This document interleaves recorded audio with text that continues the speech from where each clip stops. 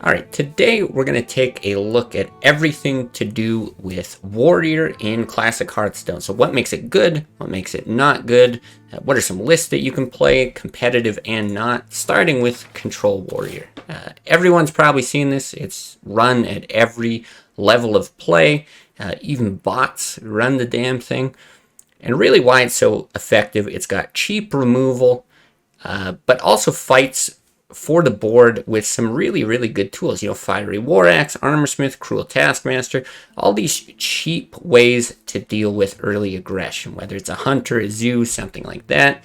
And as you start to get up in this 4, 5, 6 mana cost, you're going to get some much beefier minions. I think these Twilight Drakes have become like a must include in every Control Warrior list. I highly recommend it. Brawl, great way at dealing with a board that goes very wide if they flood the board.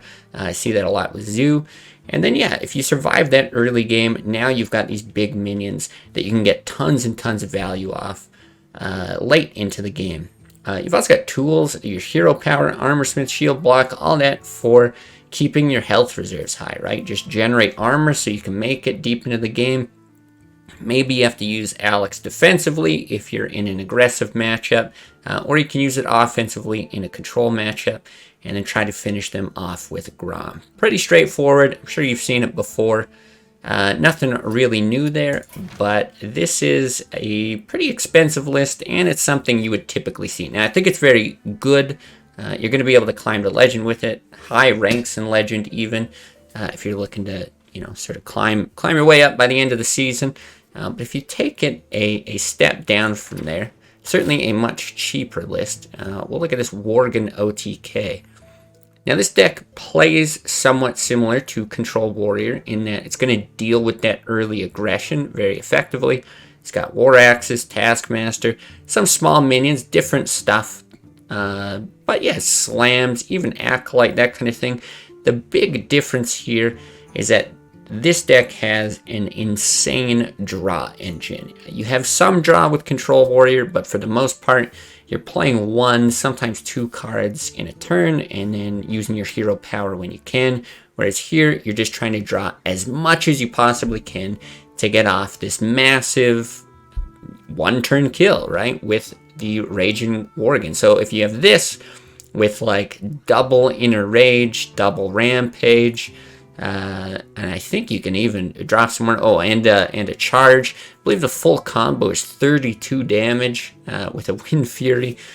Enraged Worgen here. It's crazy, but you don't always need the full 32 damage, right? If you're playing a more aggressive matchup, a Zoo that's tapping a lot, maybe a Rogue that's going to be hitting a lot of your minions with their face, you might only be looking for like 20 damage, something like that. But yeah, that's the idea. Draw as much as you can, build this up, and yeah, burst them down when you need to. Everything else is just a tool for mitigating their board, their ability to win. That's just something that I would definitely put a tier below Control Warrior, but I think you could climb to Legend with it. I really think if you master this deck, you might have to make some tweaks here and there depending on the meta, that kind of thing. I think it's something that you can climb to Legend with, but what if we don't want to be good? What if we just want to have some damn fun, right? Warrior's got all these cards, upgrades, and Heroic Strike, these kinds of things where you're smashing face. Take a look at this Pirate Warrior real quick. This is probably the best deck that I've been able to make, have any kind of success with, as far as an aggressive warrior goes. Now, this is a significant step below Worgen OTK even, and then obviously Control Warrior. I don't think you're likely to hit Legend with something like this, but you could probably make it to Diamond 5 with win streaks and bonus stars, that kind of thing. Very straightforward list though, right? This is what the curve looks like. You're going to be playing stuff early, and you're going to be bashing them in the face. Fiery War Axe sometimes will be used as a board clear tool, same with Cruel Taskmaster, but a lot of times both of these you're just going to be sanding at face. You know, Heroic Strike, you can just plop that. Turn 2, smack him in the face if you don't have a minion to play. Very straightforward. The only kind of interesting bit here is the Pirate package. Now, pirates you don't see a lot of in Classic Hearthstone. In general, their synergies are not all that good. However, Captain Greenskin, Bloodsail Raider, Dread Corsair, right? These are all things that have synergy with weapons. And the reason why I've had as much success as I have with this list, which again is still not a ton, is because I think this is actually the optimal amount of weapons to have in your deck. Really, I think you just want 1 Arcanite Reaper, 2 Fiery War Axes. I don't think Upgrade is a card that works. As cool as it is, I don't think it's that great. Instead, you want to look for that from the Battle Cry for Greenskin along with the body. And this Parrot is always going to be pulling high value minions. A lot of times you'll be pulling, a taunt that you can play for super cheap while you've got the War Axe, or even free with an Arcanite Reaper. You could get a super buffed Bloodsail Raider late in the game, or beef up your weapon. It's just quite good. We're putting as much draw in as possible through the Captain's Parrot and Cold Light Oracle to make sure that you've always got the ability to send damage to face. So not a great list, very fun, definitely goes with that whole theme of the beatdown warrior because, control is so defensive and sometimes you just want to beat the hell out of your opponent. The last one that I'll show you here is this Warsong warrior. It's a list I recently put together. The whole idea behind it was just to get this card involved. Now, this is probably somewhere around the efficacy of that Pirate Warrior. I don't think it's a great deck. You could probably get to Diamond 5 with it, though. I did have success because it's so aggressive. It's able to kill a lot of things, or a lot of lists before they're able to kill you. So things that are prevalent in the meta, like Miracle Rogue, for example, it needs to draw these combo pieces and you're able to just beat them down. Now, I'm not 100% sure that this is the correct way to run it. This will struggle against against Druid, because as you can see, it doesn't take advantage of executes, anything like that. But it still needs a way to go through and hit face, basically. But you're not able to do things like put a heroic strike on a Fiery War Axe and send that at a big taunt. So I think there's the option to add in Ironbeak Owl or executes just to tweak this if you're playing lots of things like Druid or if big taunts are coming your way, basically. But for everything else, the strategy, just beat them down. It actually fights for the board decently well against something like Zoo, because you've got the flexibility of using things like Inner Rage, Whirlwind, both defensively and offensively. Lots of ways to deal small amounts of damage to lots of things, which is great.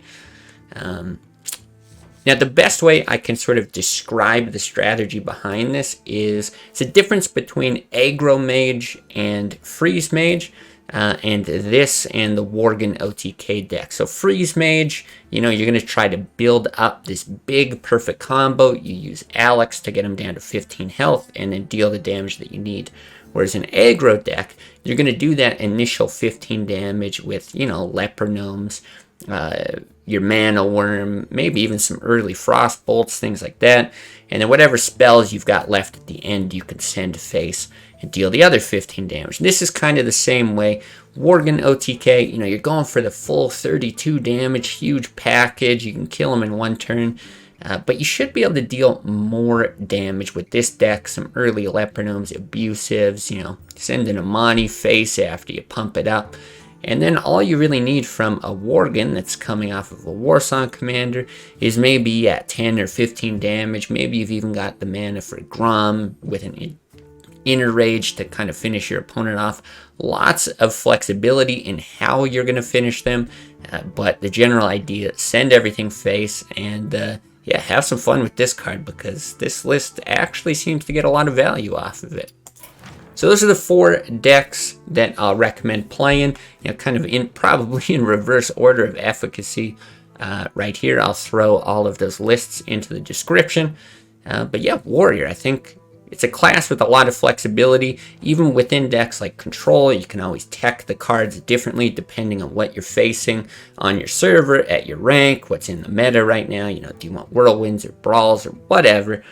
There's a ton of flexibility in this class, and yeah, probably a few hidden gems that you might not have known about just to have a little extra fun if you don't feel like being super competitive with control or even this OTK kind of list. So Warrior is a little something for everyone, whether you want to be more on the control side or an aggressive beatdown, kill your opponent kind of style.